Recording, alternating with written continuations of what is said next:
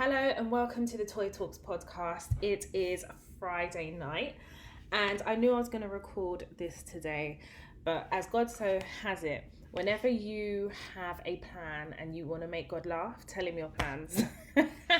So I was in Zara and I was trying on some boots and I opened up my Snapchat so that my followers could send me messages or to check the messages, and there was one message that really stood out to me. So it stood out to me because this person's been a long time follower on Snapchat and I recognize their Snapchat handle. They're always pouring positivity into me, and I had shared something on Snapchat the day before in which she was responding to, and she basically said, Toya, I've tried to put a lot of what you said into practice, and when I have done, it's blown up in my face.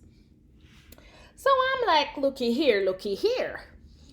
So I sent her a message and I was like, could you elaborate and just let me know what the situation was, and please feel free to do it in a voice note if it's easier. So she sent me a voice note, and basically, and I am literally paraphrasing what she said. And she basically said to me that she had gone to the IT guy, having returned back from work, having been on annual leave to Nigeria, and she'd been on a 6-hour flight. So when she'd gone back to work, she was really exhausted. In any case, she'd gone to IT to get some help. And the IT guy basically shouted at her. Basically, it was just rude, disrespectful, and it was just unacceptable. And she had 2 colleagues with her. And she was annoyed, quite rightly so, and decided when she got back to her desk to send an email to HR. So when she sent that email to HR, little did she know that HR forwarded the email to her line manager. And that very same day, she had an email from her line manager, or was it from HR? I can't remember which one, basically saying that they're going to have a HR meeting with her. So she rolls up to the HR meeting, and basically they, I would say, ganged up on her. That is the best way to describe it.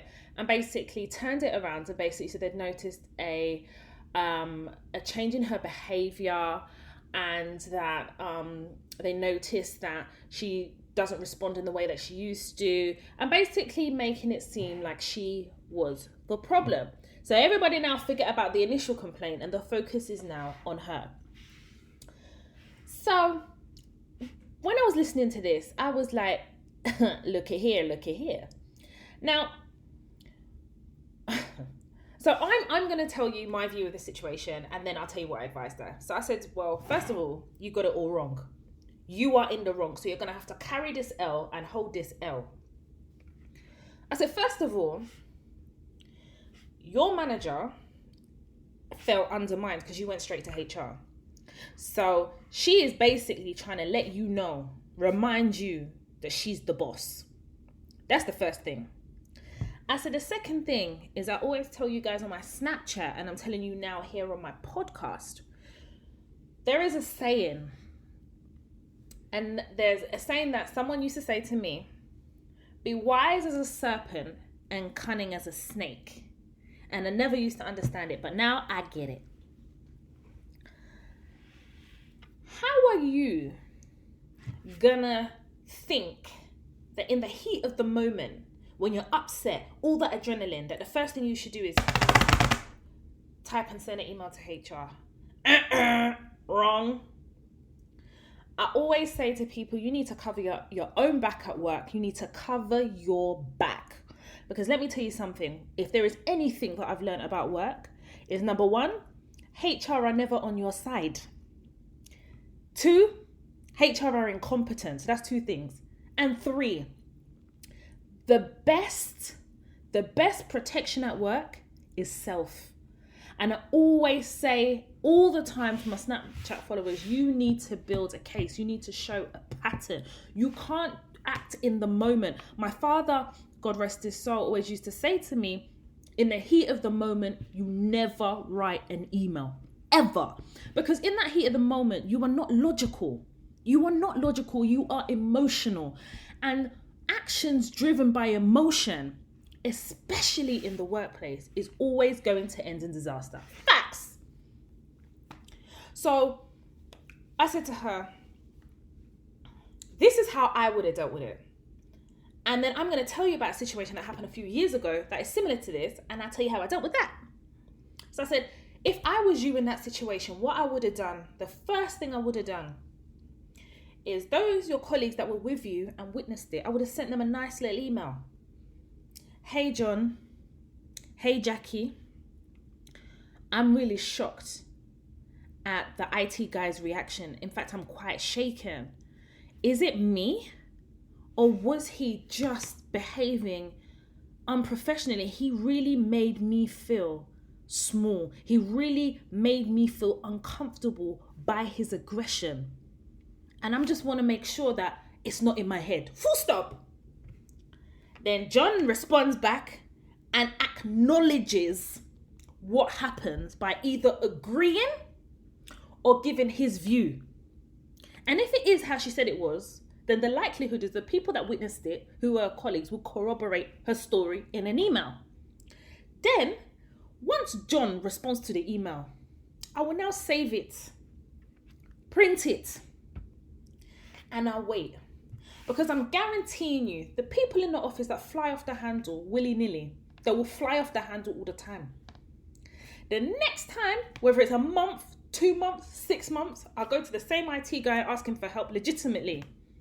And he comes with the same energy. That's situation number 2. You know what that becomes? It becomes a pattern. And at that point, I would email my line manager, copying HR.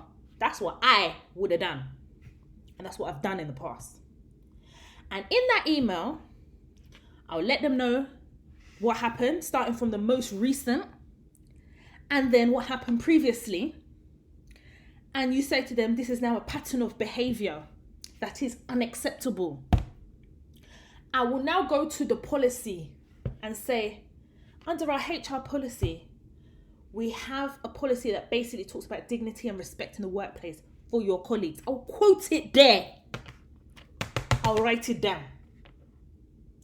Then I send. Also attaching the correspondence between me and that colleague, the first incident that happened. Let me tell you something. At that point, ain't nobody gonna say nothing. Because number one, I've respected my manager's position as manager. I'm using the procedures that they have put in place, and I'm alerting HR to this issue to let my manager know this is as serious as I'm taking this, that I'm now copying you and I've CC'd HR. Then you back that manager into a corner. They've got no choice but to address the issue. And I said to the girl, you need to also understand that when you're going to HR, you're raising an issue. What is your desired outcome? If your desired outcome is vengeance, then just forget it, dear. But if it's genuinely that you feel disrespected and you want it addressed and you want an apology or you want it acknowledged, fair enough.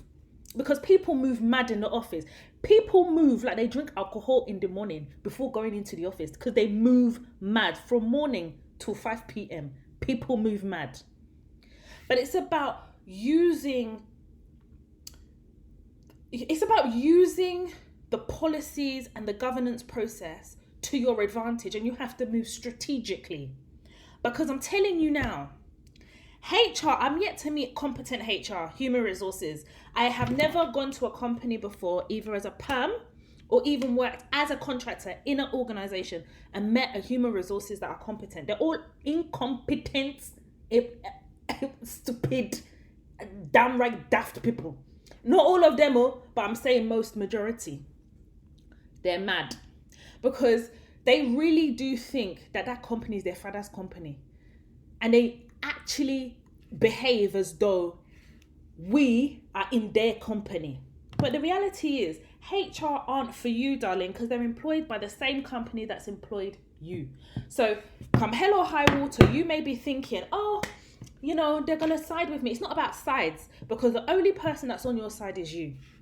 But it's about how you strategically it's about how you strategically use the system to your benefit. I remember, so sorry, I don't want to jump, but this is kind of what I advised the young lady, and she took it in and she completely understood where I was coming from. And equally as well, I always say to her, I always say to my Snapchat followers, and I said to her, I'm really patient. I'm patient enough to build a case, especially when I know that I have been wronged. I'm really patient. And that's what I call being strategic.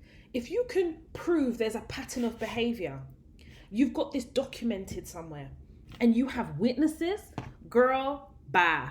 You've done HR's job for them. That's why they just sit there, tea and biscuit brigade, especially in the public sector, tea and biscuit brigade. But sometimes you've got to do the job for them and take them on a journey. And that journey is, listen, if I'm going to come to work, if I am going to put myself in a situation whereby I know as a black woman, I'm constantly being undermined and I'm treated in a certain way, then I at least expect in a company that you're going to respect the fact that you have rules. And that is how you measure us by. But half of the time you find that HR don't even know the rules that are in place. They just don't. And I definitely believe that you have to be your own advocate. And where that lady went wrong is, number one, she didn't respect her manager's position. Like, even if your manager is shit, and I've had some very shit managers, you still have to respect that their title is manager. That's number one. Number two, when you're annoyed, when you're upset, take your fingers away from that keyboard and breathe. Understand that if somebody moves mad today and they feel that they've got away with it, they will move mad again. And it's easier to prove a pattern of behavior when it happens more than once. A person has a propensity to behave in this way. But if your first reaction is, right, I'm going straight to HR, they'll see you as combative. All those stereotypes they associate with black women is what they'll label you. And unfortunately, we have to understand that these stereotypes, I'm not here to remove these stereotypes, but what I'm going to do is use the system that you created to make you understand that if you are going to measure me by that standard, I'm going to measure you with that standard. Period. Oh, excuse me. So this kind of reminded me about a situation that happened a couple of years ago. And I was working for a particular organisation as a contract manager, and I'd been there for about 2 years. And within our department, so I sat under procurement, and I did a bit of both, but my main focus was contract management. And the department that I looked after, the head of that department was quite notorious for being quite rude, quite heavy-handed. You know, if he doesn't like your emails, he'll come downstairs. I never really had an issue with him because I just knew how to deal with his character. And I had a really, really good manager at the time. Anyway, I digress.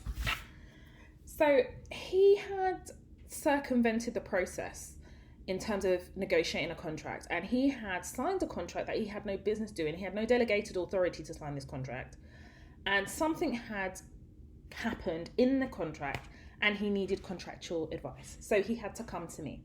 In the 2 years I'd worked there, I dealt with him quite frequently, but we were going through a process of change. And the process of change is that my manager, who was amazing at the time, had left suddenly. Don't even get me started on that, because she has to always carry the L for why she was no longer there. But, you know, that's another story. So we had an interim head of department of contracts. And for the purposes of this story, his name is going to be Michael. So Michael is the head of my department, and the head of the department in which I look after their contracts, his name is called Gary. So I put some time in Gary's diary, and I just knew to have my line manager, acting line manager, in the meeting. So I invited him to the meeting. So we had this meeting now, and I had an opportunity to go through the contract that he had signed on his own accord, and my manager was there, and I briefed my manager a couple of moments before the meeting because that was the only time that was available. Anyway, so you walk into the meeting now, and the head of department, Gary, is agitated, and you can see he's agitated. So I decided to sit across from him in the meeting, and my line manager, Michael, was sitting beside me. As I'm basically giving the contractual advice, and it's not what he wants to hear, this man, the paper that he had in his hand, because this is what he was going to use to justify why he did what he did, he threw the paper at me. He threw the papers at me. And one of the papers cut my hand. So I had a paper cut. Not a massive cut, but a cut nonetheless. My man broke my skin. And my line manager, who is a white man, was watching a fellow white man do that. And my line manager said nothing. And I kept my cool.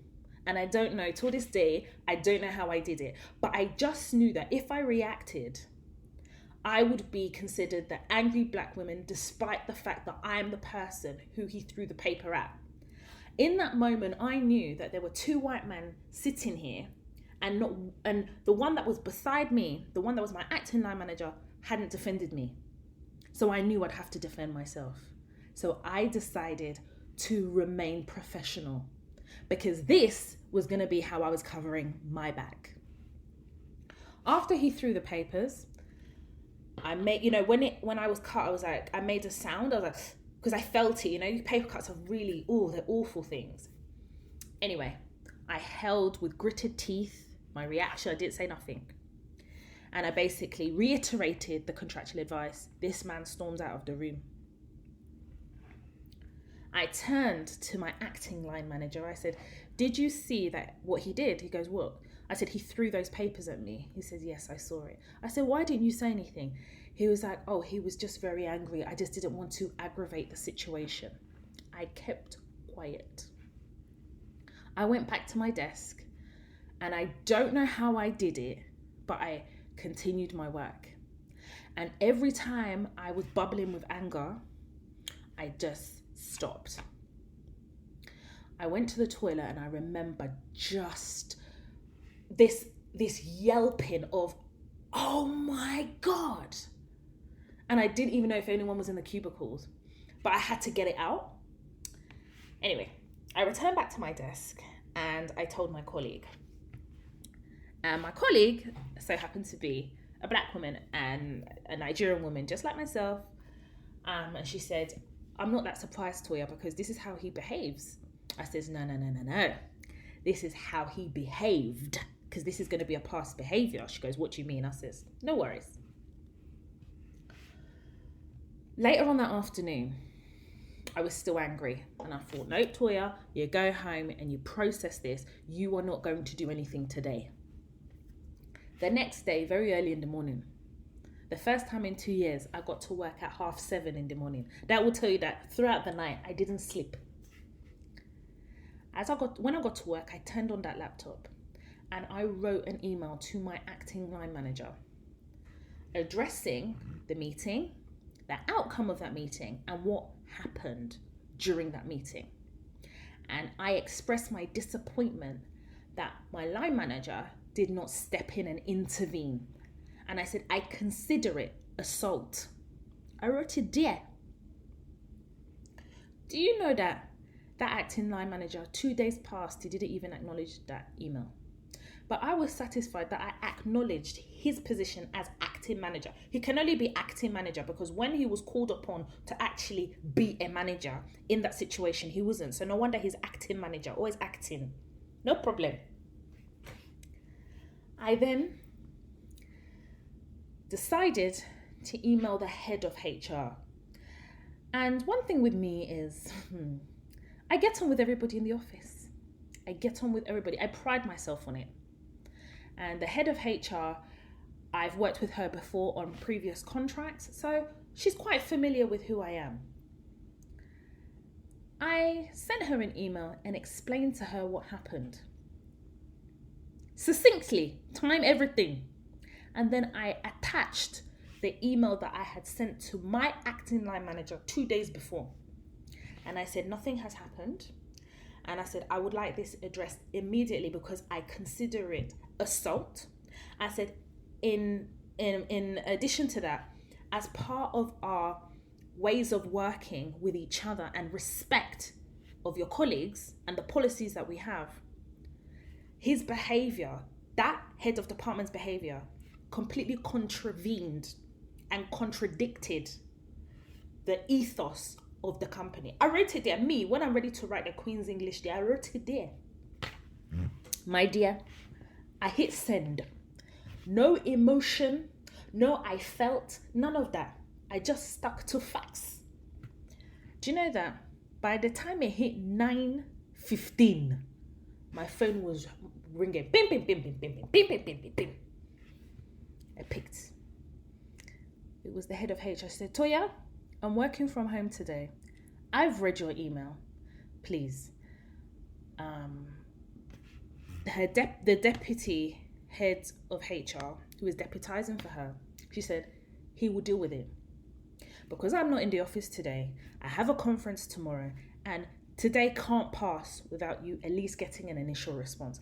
Can you please trust me? Leave it with me. I said, no problem. My dear, the next day, the deputy head of HR put a meeting in my diary to go through the email that I'd sent to the head of HR. He couldn't say anything to defend it. He said they need to speak to that head of department. I said, well, not only that, you need to speak to the one and only witness who was my acting manager. Before the week was done, so this must have happened like on a Tuesday. By Friday morning, they'd already spoken to the head of department who threw the papers at me, and also my acting line manager, because they have to ask him the question, why didn't you step in?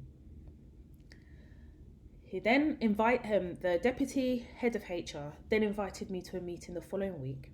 He said that they want to deal with it on an informal basis. That's what they wrote in an email. And then they said, this is the meeting, da da da. I wrote back to them. I said, I'm happy that for this to be dealt with on an informal basis, but this is a formal complaint. So I suggest it takes the same tone, i.e. the meeting needs to be formal. I said, I also want to address what I expect the outcomes to be. What is my desired outcome? I said, I would like a formal admission of his reprehensible behavior, a formal apology in writing and verbally, and I would like confirmation in writing that he will never, ever speak to another member of staff how he spoke to me. He will never physically assault another member of staff with papers or with his words. And I want confirmation from the head of HR that this will be put in his file. Long story short, went to the meeting. I didn't talk. I don't have to talk because I'd already written everything on a paper, and they shared my complaint with the head of department. He was hook, line and sinker. There was no... That meeting consists of the deputy head of HR, myself, that acting line manager of mine, and then this big bad wolf called a head of department. Do you know that head of department came there with his pen and paper? He was ready to write. I said to myself, this man, he really is still not taking this seriously. He said he's going to take notes. I never spoke. You see that meeting? I never spoke. The deputy head of HR turned to him and said, we know this situation happened. You've admitted it. We have a witness. Toya has said these are the outcomes that she wants. If these outcomes, according to Toya, is not met, she wants to escalate this further. And if it's escalating further, it will have to go to your manager's manager. My dear, I don't know if the pen was a cheap pen or whether he decided to go to 99p store to buy the pen. But as he was writing, the pen broke. I said, yeah, that's Jesus Christ is here. God is here. God is present. Yeah, you can't get away with this. I know how to deal with these people in the office. You're not going to bully me because I'm guaranteeing you now. Because even in my initial complaint to HR about what happened, I said, if I was a man, first of all, if I was a man, would he behave like that? The answer is no. If I was a white man, would he behave like that? The answer is no. And the difference between me and him is that I am female, he is male. I am black, he is white. I wrote it there because I didn't accuse him of racism. I'm just pointing out the differences between us that could possibly justify his behavior. That's what I say. He's like, I was helping them to arrive at a reason for the behavior. Not like a reason will be acceptable, though, but sometimes you've got to take them down that road of your thinking. Do you know at the end of the meeting, he said that he's prepared to apologize, but he's not going to put it in writing. I didn't say a word. I was just looking at them because I believe that there is a strength in silence. Because I've said, am I coming to argue with him? No, I am the person that he threw the paper at, that he belittled. Therefore, I am going to play my position as that same person. Because I've already done what I needed to do. There's no talking here. Anyway, long story short, he, at the end of the meeting, he apologized to me. He asked me if I accept his apology. I was still quiet. And then my acting line manager said that he's happy, that he thinks that this has come to an acceptable conclusion. Yeah, acceptable to you. But if I was throwing the papers at you, you will call the police, innit? No problem. At the end of all of it, when everybody said their piece, the deputy head of HR said, Toya, have you got anything to add? I said, no, I'd like to have a couple of days to process this. Obviously, I made clear that I would like certain things in writing and I need those actioned within 48 hours of this meeting. And then, obviously, I would deem that as a full conclusion. My dear, 24 hours later, I got a written apology from this head of department. This inflatable person that was doing fee-fi fo fum suddenly was like a smith. Suddenly, he was quiet, innit? A full apology from a head of a department, from a big organization we're talking about. Do you know the head of HR contacted me, said, Toya, I just want to say that I am deeply saddened that this was your experience. There is no justification for it. But I hope that the conclusion helps you move forward from this situation. So then I emailed the head of HR, the deputy head of HR, and then that acting line manager. And I wrote there, and I remember it as clear as day. Thank you so much for your email. Obviously, this was a very disturbing incident that happened. However, I am positively comforted by the action taken by HR to rectify this situation. As mentioned in my previous email, there are certain expectations of an outcome that I would expect from this situation, and each one of those has been met. Therefore, I deem this to be a full conclusion of what happened. Going forward, I would like to be treated with the respect and dignity that each one of us deserve and should expect when coming to work. I trust that the full notes and everything that happened and transpired will go on this head of department's file. Obviously, I wrote his name there. And this situation will never happen again. And I drew a line under it. Let me tell you something. I covered my back. When this situation happened, the next day, I put it in writing to my head of department. He ignored it, hoping that I would just go away. Toya doesn't go away. You cannot put baby in the corner. It's not possible. The head of HR rang me from home. There's a way that you can write an email. I'm telling you, even if you're eating the best food in the world, you have to put the knife and fork down. Yeah. I definitely feel as though it's easy, especially in the workplace, to label a black woman angry. All these stereotypes, it's boring now. And sometimes I find that we definitely measure ourselves against that, and sometimes definitely afraid to live up to that. That's why sometimes we don't react in what would normally be a natural reaction. But I always say on my Snapchat, I always say to my friends and family, at work, you're a politician. and the workplace is your parliament. Politicians, listen, they may be doing a madness, but the way they move literally like thieves in the night. They move like thieves, and they move strategically, they move smart. And whilst I definitely understand the challenges of the workplace as a black woman, believe me, I have been working since I was 15 years old. I'm now 35. I've made some horrific mistakes. But at the same time, I've learned from each and every one of them. And it's made me into the woman I am today, especially in the workplace. I remember a workplace I'd left a year ago. And my head of department had described me as a force to be reckoned with. He didn't say it in a bad way, but it was an interesting choice of words. Listen, when you meet me at work, I'm the nicest person ever. I'm cool. But when you cross those lines, when you step on my toe, I say ouch. But I definitely know how to work the system to my advantage, because there comes a time when you're going to have to use that system to enforce what your rights are. Because when they're writing all their governance and they're writing all their policies, it never occurs to them that there are people that are going to have to use that, but it's the way you use it. In that situation, I'd push my acting line manager into a corner, and 2 days passed. Listen, when I went to HR, they could see 2 days passed, they saw the situation, and they knew, listen, we're going to have to deal with this before it gets out of hand. I didn't say I wanted a public apology or start saying I wanted him sacked and all this, because the reality is they're never going to sack him. If the roles were reversed, I'm telling you, they would have sacked me. If I threw them papers, if I gave him a paper cut, if I behaved and carried myself in the way he did, it's unfair. Workplace is an unfair place. It's a jungle.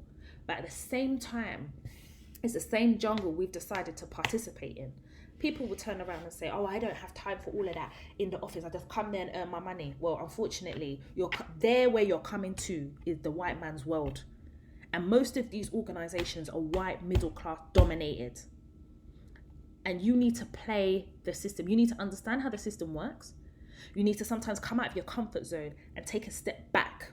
And in taking a step back, you get to I believe, apply a level of logic to certain situations. I'm not going to sit here and say I wasn't angry, I wasn't upset. I was all of them things, but I was never ever going to allow myself to be taken out of character in the office, because if they see inch, they take miles. And I never wanted the focus to be my reaction. The focus had to be his behavior, my inaction from shock. And I definitely wanted to center the situation around him, because at the end of the day, he was wrong. They're never going to sack him. But the least I can expect is they reprimand him, they address it, and his behavior will be different. I'm telling you, from that situation, the interactions between me and this man was different. It was different. Listen, no contract could happen in his department unless have you spoken to Toy about it? And it's unfortunate that had to be the foundation of my relationship with him in the office. But you know what? It made for a lot more of a comfortable working environment for me. It wasn't hostile anymore. And actually, I enjoyed working with him. But I definitely believe, especially like white middle class men in the office, sometimes you've got to take it there. And I think that he had no choice but to respect me, because he realized, you know what, I'm not dealing with a dumb person here. I'm dealing with somebody who not only knows their rights, but is actually really good at their job. And I am going to be the first to tell anybody, I know I'm very good at my job. And I work really hard, because I don't have the privilege of having white privilege. I've had to work for everything. And you know what? I would be a black woman in every single life, because when I look at my black skin, it demonstrates history. It demonstrates struggle. And all those things have been, all those things have led me to where I am in my career today. I've had to walk on a lot of hot coals to get to where I am. But all the knowledge, all the experience, I think are priceless. So yeah, guys, I wanted to share that with you. And I'm so passionate. Like, I was so cold when I came into the room, and now I'm just so hot explaining that, and regressing back to how I felt and everything. So when this girl sent me the Snapchat today, it just reminded me of that. And I will always say, I never tell or teach or speak about things on Snapchat hoping that people would be like me. Listen, you have to be like you, but adopt certain things in the workplace and understand strategically how to move in the workplace, but move as yourself, if that makes sense. I'm hoping that makes sense. What is more important is understanding that the workplace can be a really, really nice place or not. And it's not always down to you. Sometimes you walk into an environment that is just toxic. But I definitely know that as this series progresses, we'll definitely talk about that. But I thought that this would be an interesting starting point for my first podcast. I hope you've really, really enjoyed it. I know that you'll send your questions and things like that. So this is my first podcast. And I think I've got the name for it, but I don't want to say it yet in case I change my mind. But I do want to say thank you so, so much for listening to my first podcast, Toya Talks. And my name has been Toya Washington, and I hope you have a good day, evening, afternoon, and I'll see you in my next podcast.